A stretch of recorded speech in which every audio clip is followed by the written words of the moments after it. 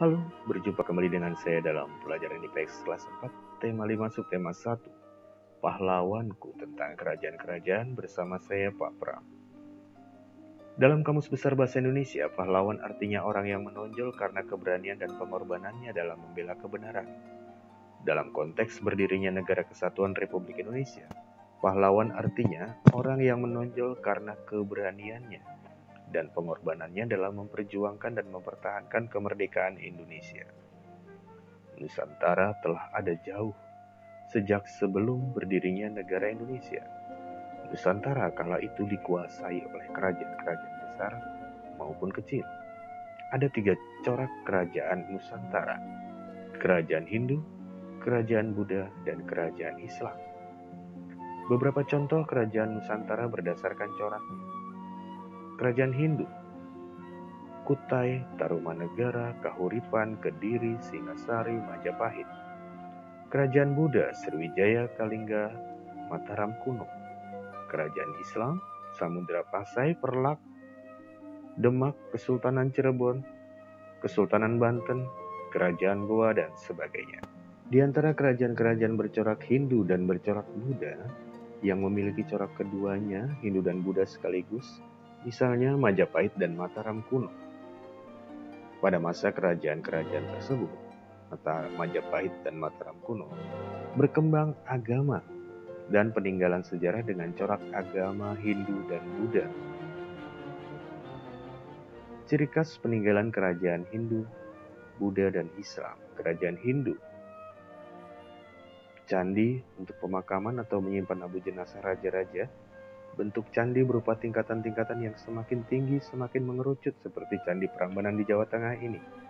Arca patung dewa-dewi, Siwa, Dewi Durga, Ganesha, dan sebagainya. Kerajaan Buddha: candi diperuntukkan kegunaannya untuk berdoa kepada Tuhan dan Sang Buddha. Bentuk atap candi berupa stupa seperti Candi Borobudur di Jawa Tengah ini, dan arca patungnya biasanya adalah patung dari Sang Buddha. Kerajaan Islam peninggalannya antara lain masjid-masjid, makam para wali, makam raja-raja Islam. Ini adalah contoh Masjid Agung Demak yang didirikan sejak zaman Kerajaan Demak, masih berdiri kokoh hingga saat ini. Kerajaan Kutai: Kerajaan Kutai terletak di Kalimantan. Ini daerah wilayah Kerajaan Kutai. Kerajaan Kutai merupakan kerajaan Hindu pertama di Nusantara. Kerajaan Kutai diperkirakan berdiri pada tahun 400 Masehi. Kerajaan Kutai terletak di daerah Muara Kaman, tepi Sungai Mahakam, Kalimantan Timur. Raja Kutai pertama bernama Kudungga. Kerajaan Kutai mencapai puncak kejayaan pada masa pemerintahan Raja Mulawarman. Peninggalan yang merupakan bagian dari sejarah Kutai adalah 7 yupa yang terletak dalam satu lokasi yang sama di Muara Kaman, daerah pedalaman Sungai Mahakam di Kabupaten Kutai, Provinsi Kalimantan Timur. Yupa adalah tiang batu atau tugu berukuran kurang lebih 1 meter yang ditanam di tanah, dan pada tiang batu ini terukir prasasti dari Kerajaan Kutai yang dianggap sebagai sumber peninggalan sejarah berupa tulisan tertua di Indonesia. Yupa dari Kerajaan Kutai ini disebut memiliki 3 fungsi utama, yaitu antara lain peninggalan sejarah kerajaan. Sering juga digunakan sebagai tiang pengikat hewan untuk upacara kurban keagamaan dan lambang kebesaran raja. Isi prasasti Yupa sendiri kebanyakan berupa kisah tentang kebesaran Raja Mulawarman, Raja Agung yang berhasil membawa kegemilangan bagi Kerajaan Kutai. Tulisan pada Yupa ditulis dengan huruf Pallawa dan menggunakan bahasa Sanskerta. Kerajaan Kahuripan berpusat di Kahuripan, Sidoarjo, Jawa Timur. Ini letak Kerajaan Kahuripan. Kerajaan Kahuripan didirikan oleh Raja Airlangga. Airlangga memerintah pada tahun 1009 sampai 1042 Masehi. Gelar Airlangga adalah Abhiseka Sri Maharaja Rakai Halus Sri Dharma Wangsa Airlangga Ananta Wikramo Tunggadewa. Airlangga lahir pada tahun 990. Ayahnya bernama Prabu Udayana, raja kerajaan berdahulu di Bali dari Wangsa Warmadewa. Ibunya Mahendradatta dari Wangsa Isyana, penguasa kerajaan Medang.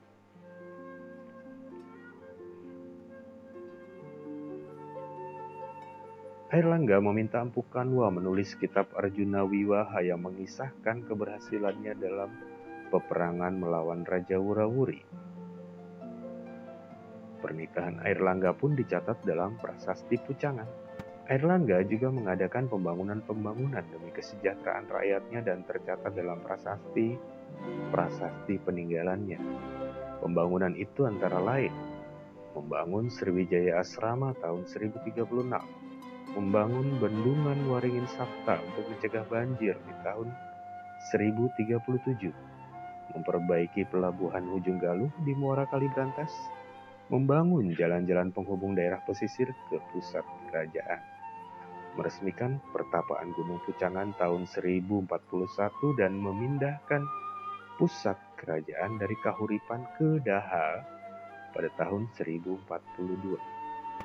Kerajaan yang berikutnya adalah Kerajaan Sriwijaya. Kerajaan Sriwijaya merupakan kerajaan Buddha yang berdiri pada abad ke-7.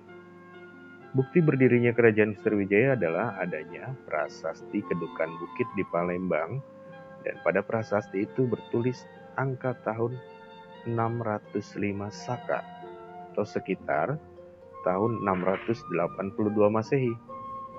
Sriwijaya menjadi salah satu kerajaan maritim yang kuat di Pulau Sumatera.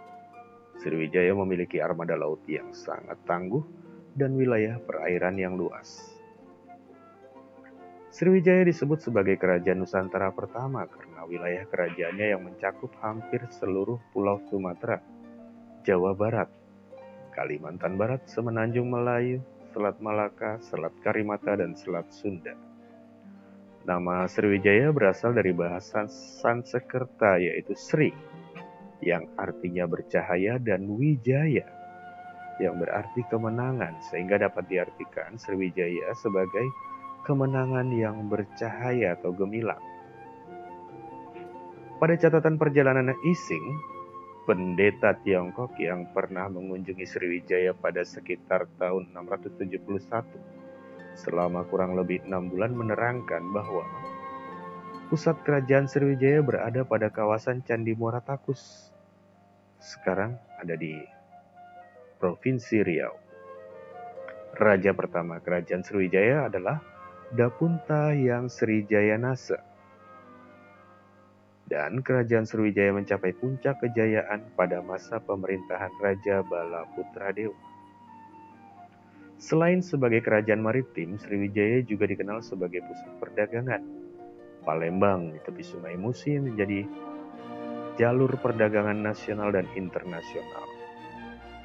Sriwijaya juga merupakan pusat pendidikan dan penyebaran agama Buddha di Asia Tenggara. Kerajaan Sriwijaya mendirikan perguruan tinggi agama Buddha, sehingga banyak peziarah dan pendeta-pendeta dari Asia datang ke sana.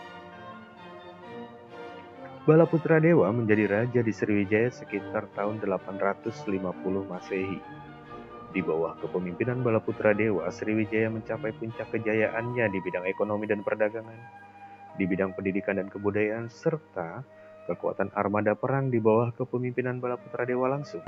Perjuangan yang telah dilakukan oleh Balaputradewa untuk kemajuan Sriwijaya antara lain menjadikan Sriwijaya sebagai kerajaan Nusantara pertama yang memiliki wilayah yang sangat luas, menjadikan Sriwijaya sebagai kerajaan maritim dengan armada laut yang kuat dan tangguh, menjadikan Sriwijaya sebagai pusat pendidikan dan penyebaran agama Buddha di Asia Tenggara, menjadikan Sriwijaya sebagai pusat perdagangan sehingga banyak kapal dagang yang singgah.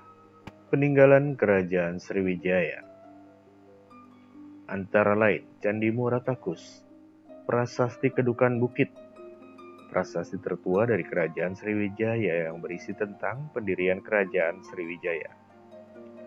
Prasasti Talang Tuo, sekitar tahun 684 Masehi menerangkan pembangunan Taman Sri Setra atas perintah Daputa Yang Sri Jayanasa.